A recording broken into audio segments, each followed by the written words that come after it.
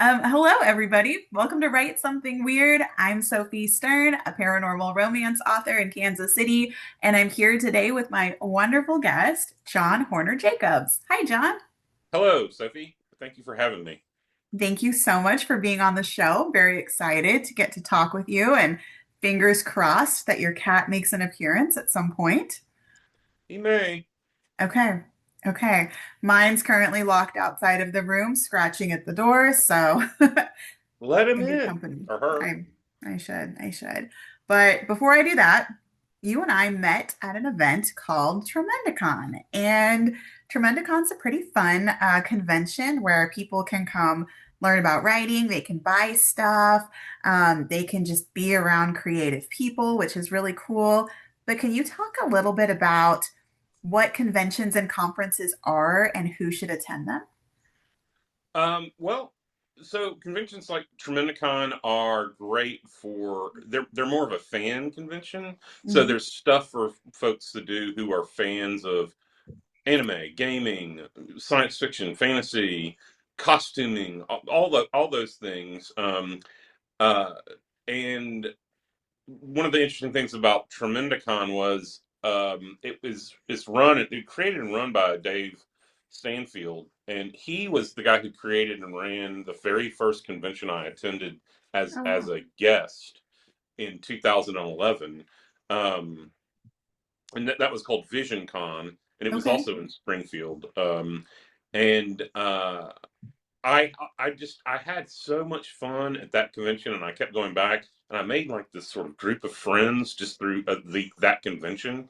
It's one of my sort of like favorite memories of being an author and the sort of convention scene. Mhm. Personally, because fan conventions are a lot geared towards selling, which I'm just not Yeah. really.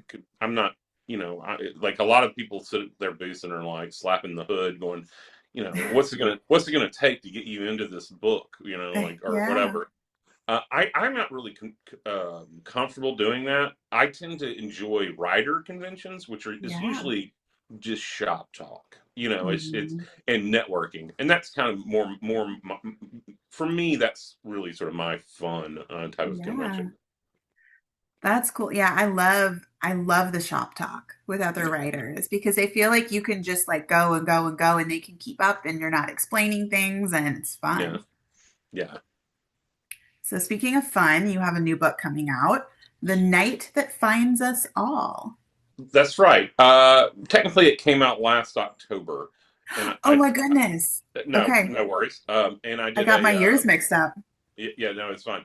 Um, it it is I did a small book tour for it. Cool. Thankfully, my publisher did that for me, which is that's rare that a publisher will do a book Yeah, tour. I mean, that's especially cool. um, and it was kind of a haunted sailboat story Okay. um, where there's this group of people who are hired to move this 100-year-old sailboat from Seattle and deliver it back to the UK where it was originally sort of where the people who originally bought it lived, Okay. and bad things happen along the way. Um, Hey. and Yeah, it was a very fun book to write. I really love the main character, Sam Vines. It's funny. Sam Vines is based on I don't know a lot about sailing, but I did a ton of research, including Yeah. helping deliver a yacht as a crew member. But Okay. Wow. my cousin helped me arrange that, and his name is Sam Vineyard, but I sort of flipped the genders, and I made her Sam Vineyard, but everyone calls her Sam Vines. Anyway, it turned out pretty well. I'm very proud of it. And this October, I think the paperback comes out. Okay. Um, Okay. so so it's already out in hardback, but if Okay. paperback will be out in most Barnes and Nobles and bookstores around the country. Love that. Well, congratulations. That's super cool.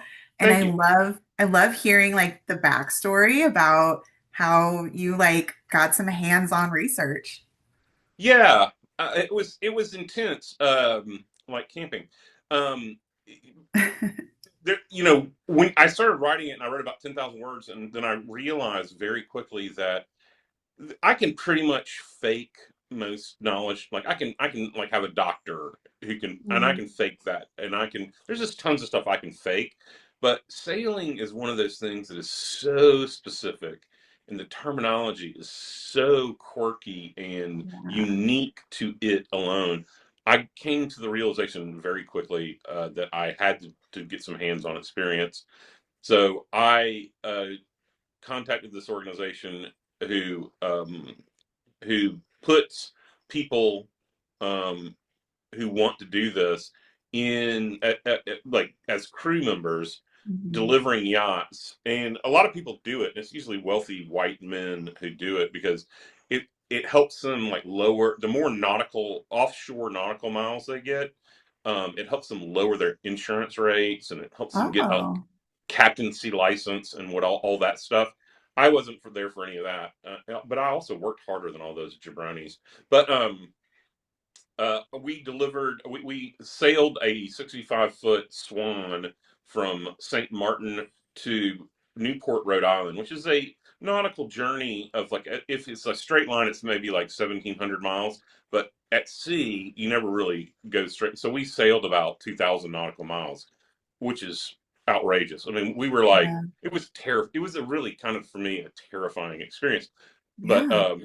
I got through it, and I was very proud I'm of glad you myself. did.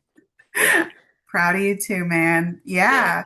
That's so what was the most surprising thing about writing the story? Was it that experience or did anything else surprise you? Well, that experience, honestly, I don't really. That experience kind of clouds and sort of overwhelms my memory of the book because it was so intensely personal. But it did give Yeah. me all the juice, all the details, all the stuff I needed to write it. And So that was the most surprising. And the other thing is like just how I guess I'm always sort of surprised at how I can kind of fall in love with a character that I create, which is like a facet of my own personality. But I Yeah. feel like they're a person I've gotten to know and love them for whatever reason, which is kind of a form of self love, which is, I guess, important, that's probably the biggest sort of realization that as I write, I am sort of dredging up the hot magma of my psyche and kind of Yeah. like looking at it and saying like you're okay, sometimes, but I'm also in heavy therapy, so it's It like balances out. yeah, yeah, Well, I like that. And yeah, I think it's important for writers to love what we write because readers can tell if we don't. yeah. Yeah, there's that. Yeah, that's true. I'm struggling with my second book. I owe the same publisher, Random House, and I do love the book, but it's just been a beast. This year's not Yeah. for my personal reasons. This has been a rough year and a half for me, Yeah. and um, the book has not come easy, and Yeah. but I'm at the I'm 130,000 words into it, and I'm at the finish line. So I'm You're like, close. My next question was just how do you balance when you're going through something hard? Because I think most writers, we really feed off like positive energy when it comes to creating. So when sure. you're going through something hard, like how do you kind of dig deep in yourself to hit those deadlines? Yeah, I'm interesting. Well, I blew through the deadline, so I'm late delivering. Sometimes Okay. you don't. Sometimes you don't, and it's good to have like an editor that understands. Most people understand that like when you're having major life changes, things just don't play out normally. I am weird in the sense that like praise like doesn't really affect me well, Okay. but like negative attention and negative sort of stuff, I'm very much like, well, I'm going to show you like that. Mm. Like people don't really recognize the power of scorn.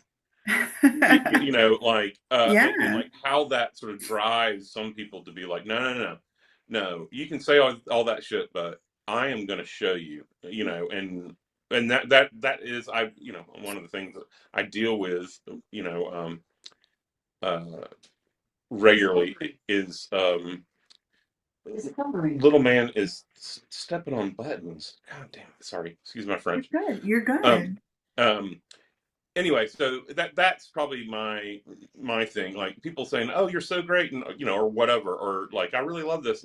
I'm like, okay, yeah, I know, That's whatever, nice. that's great, yeah, that's nice, But it's when people, and that's probably why I'm a weirdo at conventions. So people come up and like another writer or something, and they'll go, I've heard of you. I'm sorry, I haven't read your stuff," and I'm like, great.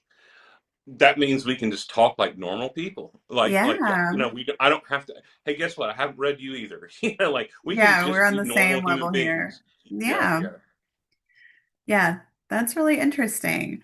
Well, speaking of things that you've written, yep, one of your books has a super cool title, The Sea Dreams, It Is the Sky, another sea slash nautical theme in your title there. right. What was the biggest challenge in writing this story?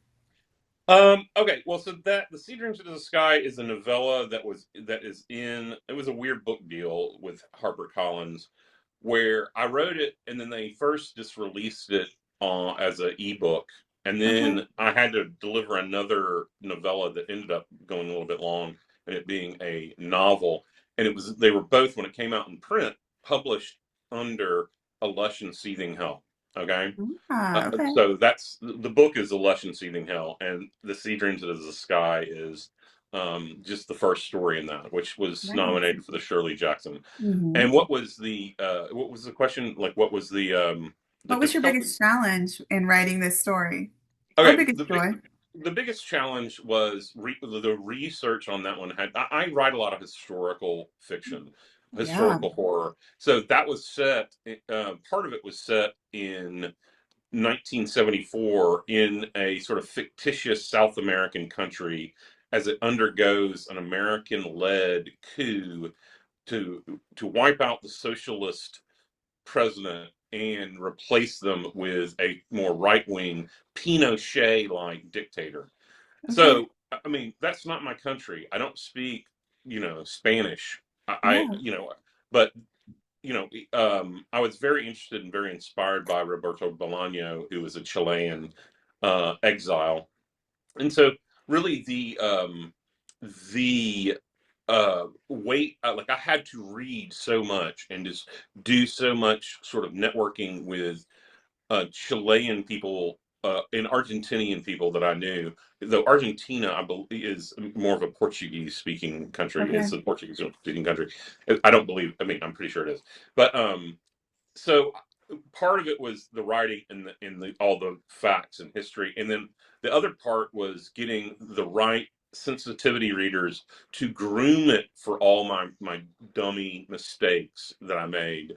And one of the ways that we kind of fixed my dummy mistakes was we took it out of it. Like I had it set originally in Chile, um, and we took it out of that and put it in a fictitious South American country called Madeira, which Okay. actually I use in my fantasy series as well. And they were like, well, this should be in a different country. Tons of writers do that. Borges does it. Lots of writers do that. They just, like this country is a stand-in for, and it becomes sort of an amalgam of all these countries, right? Yeah. And so that's what we did, and it was a long, intense process through the sensitivity readers. But in the end, it made it so much stronger, Oh, yeah. so much better. So that was the main challenge. That's a lot. And I feel like one of the things that surprises me about being a fiction writer is just how much research we do for writing a made-up story. So Yeah. it's really interesting to hear that you've had that experience as well, because you're right, it's a lot of work and there's a lot of moving parts. And when you're working with editors and sensitivity readers and beta readers and proofreaders, you have all these different people who play a role in the story. And yeah, it can be a lot of work and really challenging. Yeah, and I pride myself on my depth of research, and Good.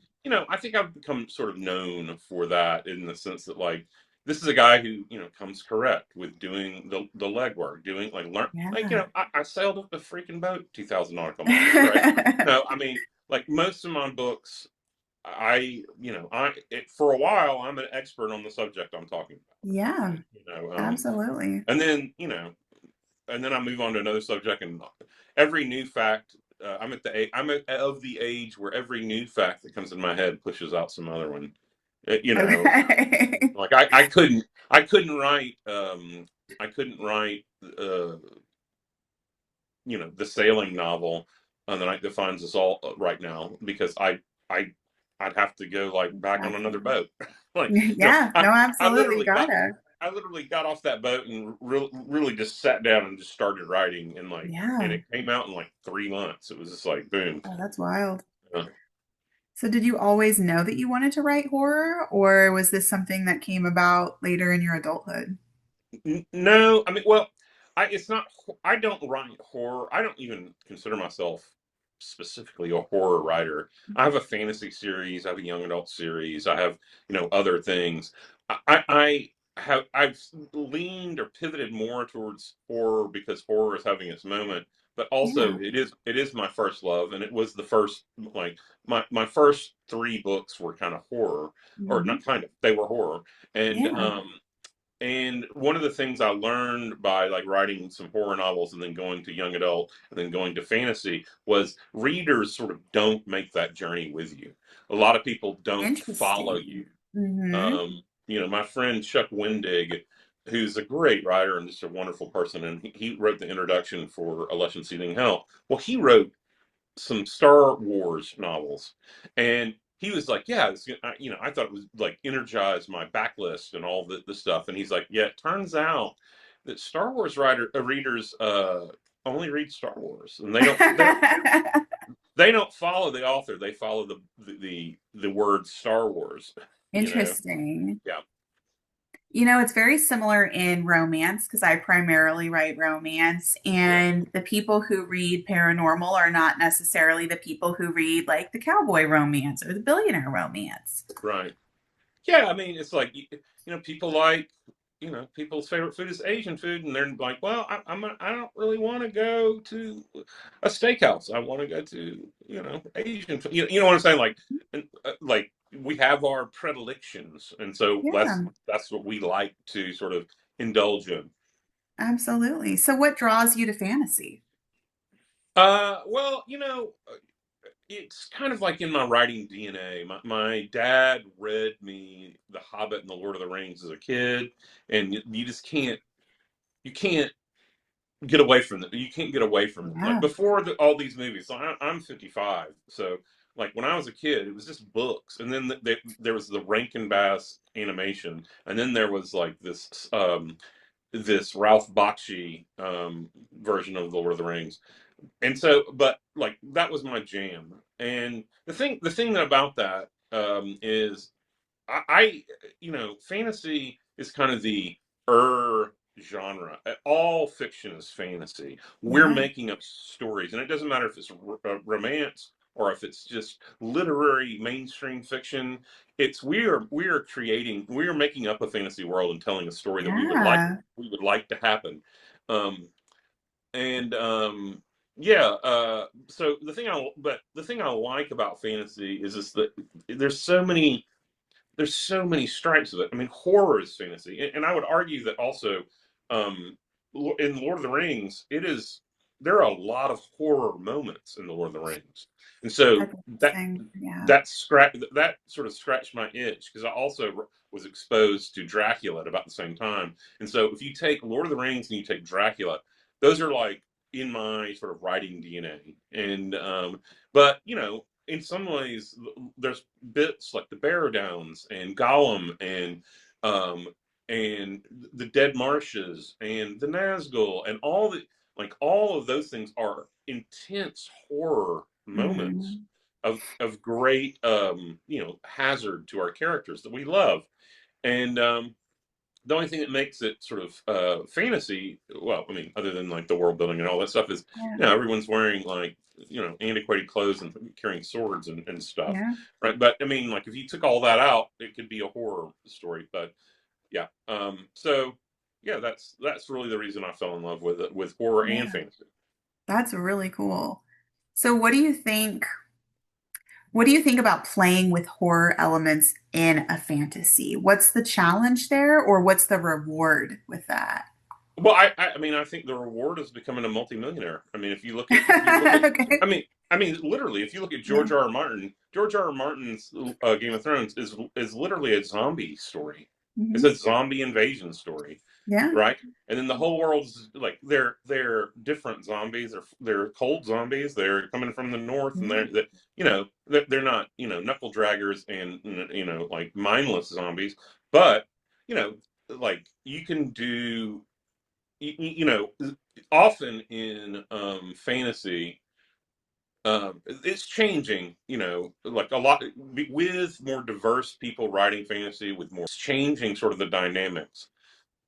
But often in fantasy, you have this threat to the world, the status quo, like I mean, it's really easy to point to George R. R. Martin, a white man, saying like it's a frozen zombie story, but like there's tons of other examples of, well, the realm is collapsing, or the magic is going away, or like the source of magic has been poisoned, or because of men's ill deeds or whatever, and so there's usually some sort of main world threatening conflict that is in it, and it's very similar to horror in that way, even though horror tends to be more localized and smaller. Yeah. Um, but sometimes it can be like the whole world, like a zombie apocalypse thing is a apocalypse story. But often you see in horror that a small town or a person's life, the status quo is threatened until they can figure out the mystery and then act. They cannot return it to status quo or grow and accomplish what they need to do, and the idea of the status quo has changed, right, Yeah. or fail. So it's but they're very, very similar genres. And if you look at hey buddy, if you look at the sort of Venn diagram between horror and fantasy, there's a big overlap. Yeah. you know? Absolutely. Well, and I think it's really important for writers to understand those different elements because then you can play with them and then Yeah, you can lean into them to elicit different types of reader experiences. yeah, of course, yeah, definitely. Yeah. What advice would you give to new writers who want to dive into writing fantasy or horror? What's like a number one piece of advice that you would give? Well, I mean, this is a kind of chestnut that a lot of people say, but you have to write the book that you would like to see in the world, right? I Yeah. mean, because like if no one's writing that book, or even if some people are and you just want to do that yourself, I mean, you're going to do it differently because you're you. But Yeah. um I would say that you know um that's the main thing. Like you have to be inspired, and you have to write something that you would like to read. And in this is actually, I rarely give writing advice, and this isn't really writing advice. This is more process, and Okay. process is very personal. But before projects now, what I do is I say, what's my sort of wish list of scenes in this book? Because like if I'm writing a horror, if I'm writing a vampire novel, like there's just certain things I want to see in a vampire novel, like Yeah. or a movie or whatever. Or if I'm writing a hitman story, or I'm writing whatever, a revenge drama, or Mhm. whatever you're writing, it's like what are those things that you want to see in there? Well, and I just write out a list, and Cool. if you do that and you're like, yeah, that's where I got to see that. Like if you're doing a fantasy, Yeah. and it's like some people will be like, I gotta have, excuse my French, but if I'm gonna be writing a fantasy, I gotta have a wizard, or I gotta have a knight, like in Yeah. armor and the sword, or I gotta have a fucking dragon, Yeah. like No, for I sure. mean, but some people are like, no, those are all tropes. I don't want to see that, but I want to deconstruct those. And what I do need is I need a wise person, and I do need a unstoppable natural force, and Okay. I need like people I want people who are martial in nature. Like they're sort of like filing off the serial numbers of a Yeah. knight and a wizard and a dragon, and they're saying, I want that. Mm, energy in these sort of yeah. parts, and I think that's I think that's one of the better ways to go about it. And that way, you kind of make sure that it's not falling into the tropes of like, Hmm.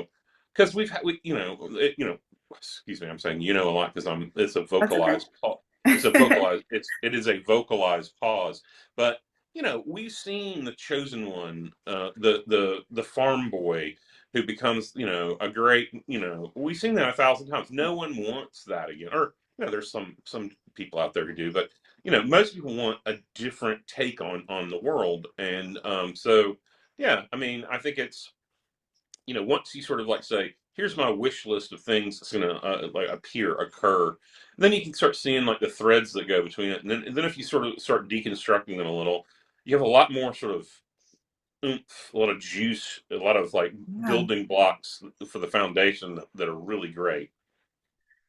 I really like that. And I like that advice. It's so different than saying, just do an outline. I love the idea of a wish list for scenes. Yeah, it's like what you want to see when you. Yeah. I mean, you know what you want to see. Hmm. You got it in you. You're like, I know at least they're going to do this. I Yeah, know at least they're going to do that. absolutely. And that's like, well, write that down. Make your list. Yeah. I love that. Well, John, thank you so much for your time tonight. This has been really wonderful, and I really appreciate you being on the show. Well, thank you so much for having me, Sophie. I really appreciate it.